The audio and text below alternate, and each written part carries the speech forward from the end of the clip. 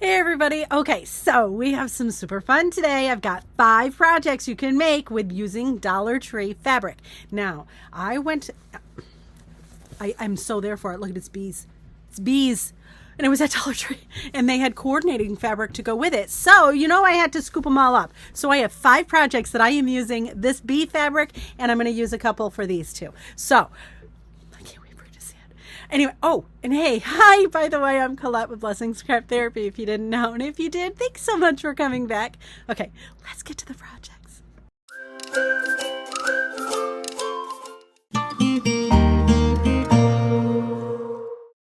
All right, so I have this Dollar Tree bin. I also have this fabric is love. I also have some Ultra Hold Heat and Bond and some jute rope.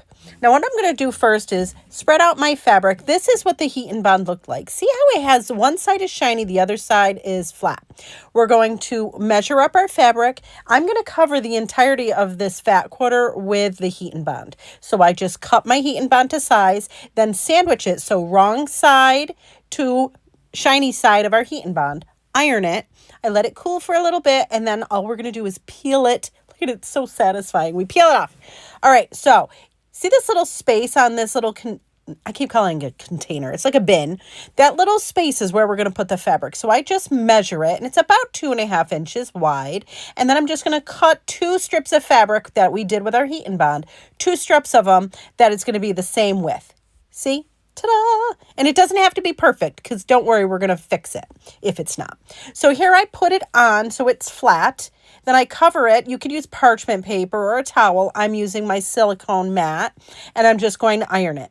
It's not a lot of ironing, so don't worry, you're not going to melt the thing. But see how there's like a little pucker when I go around the bin? So all I'm going to do is put little cuts in our fabric, and I'm going to iron it and then kind of fold it over on itself, if that makes any sense. So see how I'm doing that here, just ironing, and then I fold it. Again, I did this as I went, and you'll see again how I cut it, and I just am trying to make it so that it lays flat so it's pretty seamless. I'm cutting on the dark part just because I felt like that was an easier place to be able to have it be seamless. And there we go. Ta-da!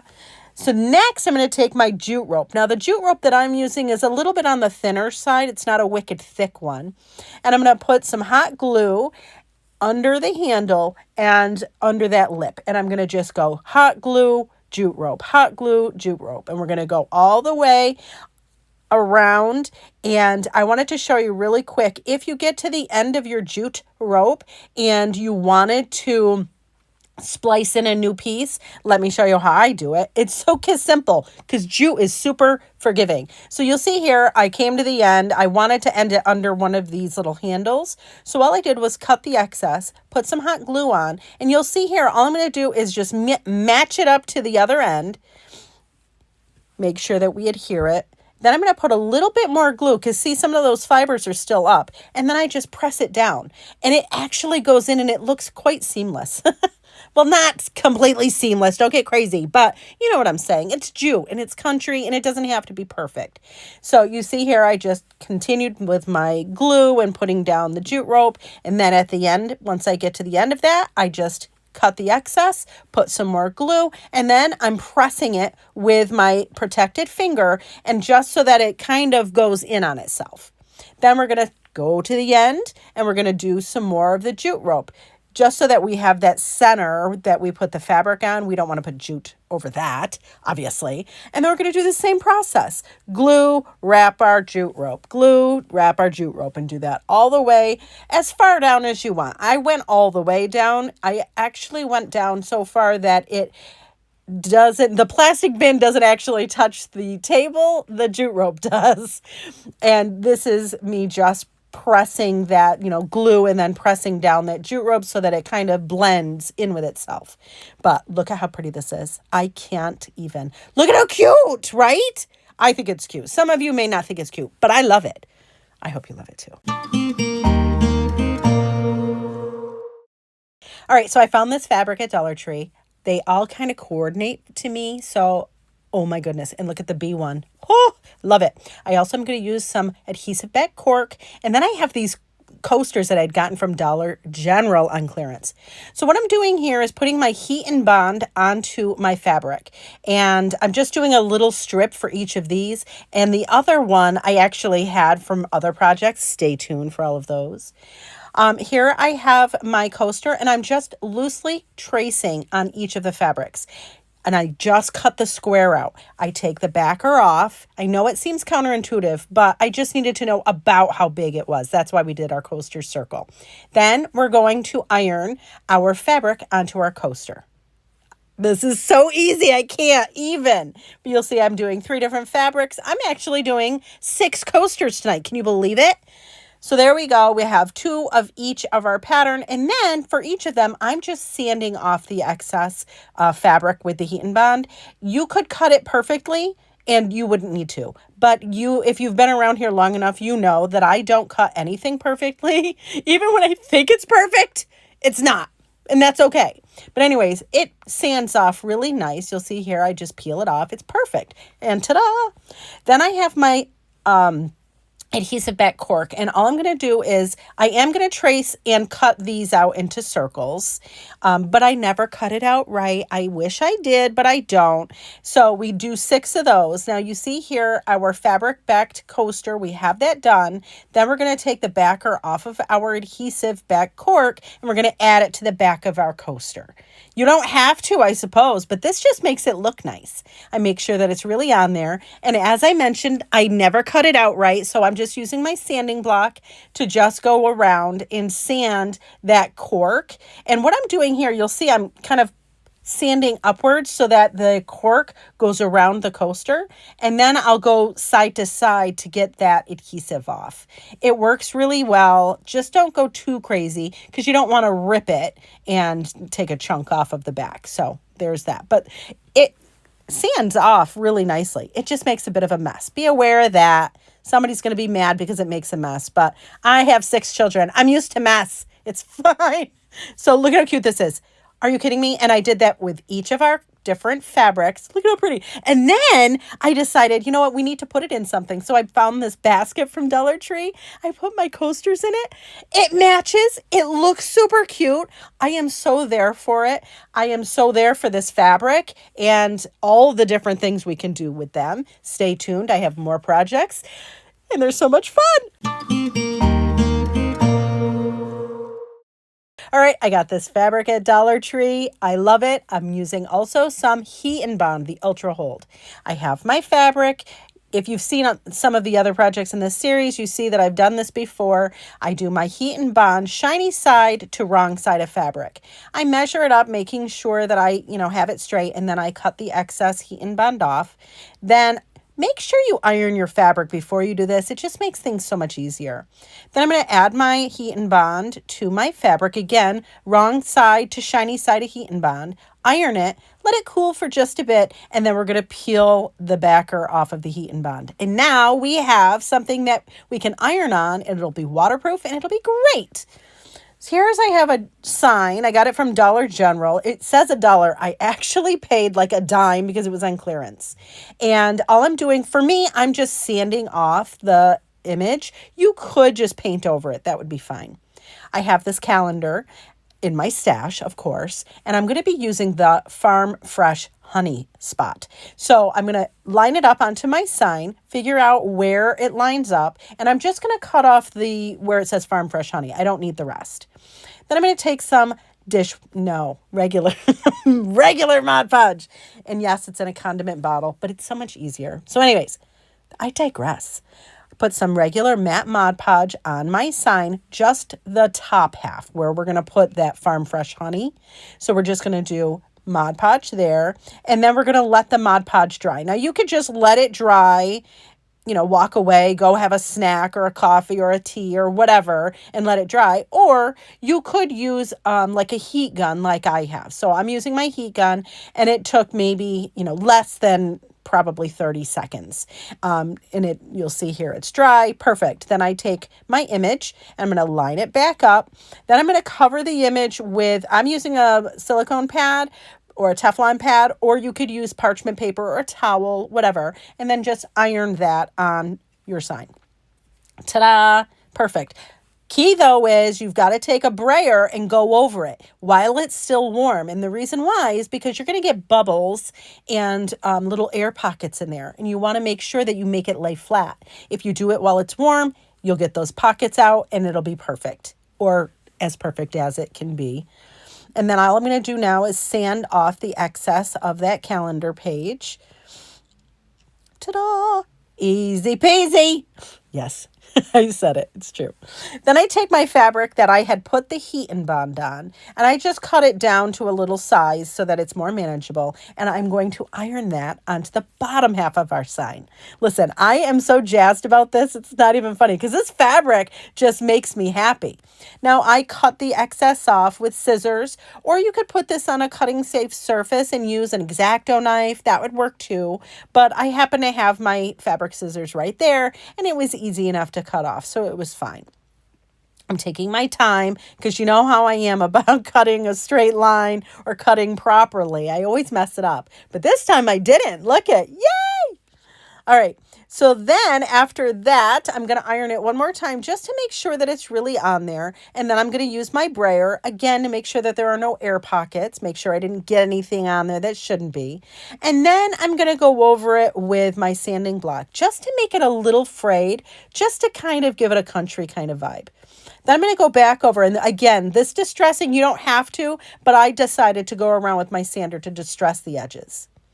Then after that, I added some hot glue, and I have some jute rope, and I'm just going to add it where the fabric ends and the other paper one that we did begins. I'm going to put a line of the jute rope, and really all it is just hot glue, add your jute rope, hot glue, add your jute rope. Now, there are 3 different ways you could have done this. One, you could have just left it. You didn't need to put the jute rope on it.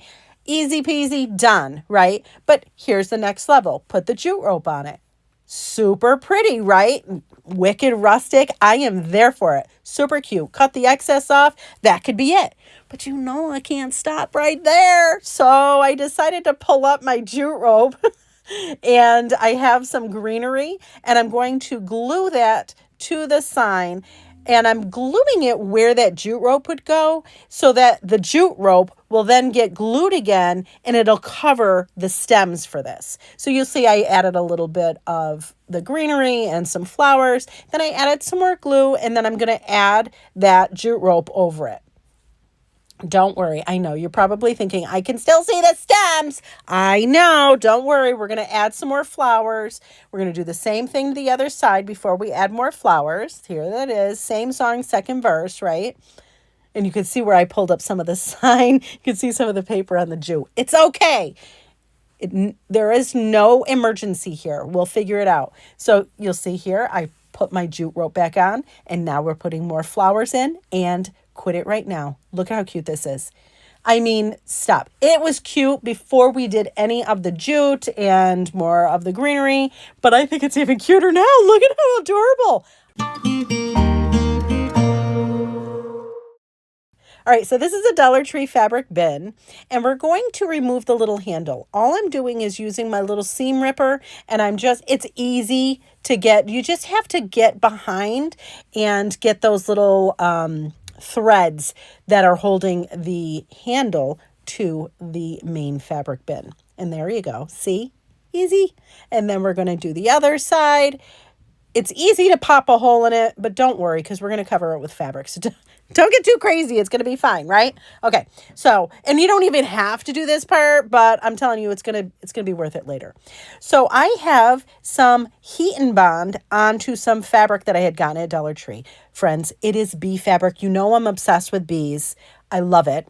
And the Heat and Bond, I have many videos that show you how to do the Heat and Bond. It's just iron it on. It's fine.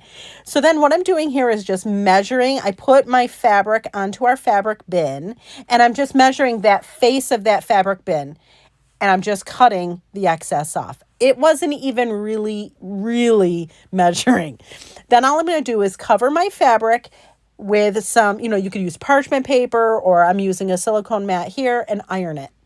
Now that little handle that we took off, I have some adhesive backed cork, and I'm just tracing out that little handle onto the backer of our cork and then cutting that out. Then I'm going to take the backer off of our cork and I'm going to adhere it to that little handle piece, right? You see where I'm going with it? It's so fun. All right, so make sure it's really on there. Cut off the excess if you didn't measure right, which I never do. Then I had decided to get a couple little buttons. These buttons are from Dollar Tree too. I got two of the same ones, and then I'm going to glue two little buttons on each end so it looks like it's got buttons sewn on it. So much fun. You could use like eyelets if you wanted. You don't have to do anything on it for that matter, but you know, I'm extra, so I have to. So look how cute that is, right? Then we're going to take some glue and put it on the back of our little handle. And I did it on one side only to begin. And that was just to place it. And then I wanted to give it a little bit, I wanted to kind of pucker it out just a little bit so it looked like a handle. And there it is. Oh, how fun, right? Now you could stop right there. You don't have to go any further. Adorable. It's adorable. But then I decided to use this Dollar Tree macrame yarn. And just because I felt like it looked a little unfinished. So all I'm doing is going all around the top of the bin with my hot glue and then put the macrame yarn on. And again, you could use jute for this. You could use regular yarn, whatever you want. You don't have to do it at all. But I went all the way around and did that and then decided, you know what, let's go on the sides and do so that we cover the sides. Now, I just want to alert you to something though. Please make sure you're very mindful because this bin will melt very quickly with your iron. So just be mindful of that. If you put your iron on it, like right on the bin without a protector, it will melt it. Ask me how I know. Anyways, I digressed. I went around each side and the bottom. And are you kidding me? Look at this adorable little bin. Oh, I am so there for it. All right, so we have some Dollar Tree fabric that I did heat and bond on the back of this bee fabric. Now, because this is a leftover fabric, right? This is what we have left over from some of our other projects. I'm going to cut strips 2 inches wide. Here it is. Ta-da. Now I have some coordinating fabric, also from Dollar Tree, that I'm also going to do 2 inches wide. They're about, originally when I make my bookmarks, I do mine 2 inches by 7 inches. You do yours as big as and as long as you want. So I take my heat and bonded fabric and then I add my other fabric. I'm going to show you 3 different ways to do them. Add your other fabric on it. You're going to iron it. And then we're going to use our pinking shears. We're going to do the sides with the pinking shears and just, even it up, make it look pretty. Then I'm going to trim the ends and I'm going to use my Crop-A-Dile, pop a hole in the end. I'm going to take some of the ribbon. I think it's like a 5/8 inch wide ribbon. You could use whatever size you want. I put this in the hole, pull it through. Now, yes, you're looking at these. It's a floppy ribbon. A floppy bookmark. It is. Absolutely. If you want a rigid bookmark, this isn't going to be for you. But I don't mind a floppy bookmark. I'm not mad at it. All I did was tie a knot at the top. I trimmed the ends to make them on at an angle. And look at how cute. Easy peasy. We're using up some of our fabric that we had excess of. Now, here's another way you can do it. I cut a strip that is probably 1 inch by 6 inches of cardstock. Then I'm going to sandwich that in between our heat and bond fabric and our other strip of coordinating fabric. And then we're going to protect the fabric and we're going to iron it. And there we go. Now it's a little bit more sturdy. I'm going to cut off the excess. This one I'm just going to cut straight on the edges and just make sure that we have them all shored up. I'll iron it again just to make sure it's really on there. But then we're going to pop a hole at the end. And then we're going to use some more ribbon. This ribbon, by the way, I got from Dollar Tree. I don't know how long the strip is because I wind up cutting it down. But I'm going to fold it in half. And then I'm going to take the ends, put those in the hole. And then we're going to pull that through. Then we're going to take those ends And see how we have a loop? We're going to pull those ends through the loop, and it's going to make a nice little top for our bookmark. And we're just going to kind of tighten it up a little bit. Don't go too crazy. You'll see I went a little too crazy, and I kind of pulled it, and it kind of puckered a little bit. But it's okay. We fixed it. But look at how cute. And then I'm going to do the same thing with the ends here. I'm just going to cut them at an angle, and adorable, right? Now we have yet another bookmark, and we're using scraps of fabric. I love it. All right, here's another one. This one was super easy. It's probably a strip that's probably, I want to say it's probably 12 inches long, and I'm just folding it in half. I took a couple pieces of ribbon and put those sandwiched in between those two pieces of, it's just one piece, excuse me, of the fabric that I had heat and bond on, and we're going to iron it. And ta-da! We have another bookmark. Again, it's a little on the floppy side, but if you're not mad at that, it works like a dream. Now I am doing the edges with my pinking shears, and I think it looks adorable. I love it. My children have already snagged these because, hello, that's what they do. My children are avid readers, as am I. So bookmarks are our jam. But look at how cute this is. Stop. Again, scrap fabric. Are you kidding me? I love it. Anyways, friends, thank you so much for watching. And I hope this inspires you.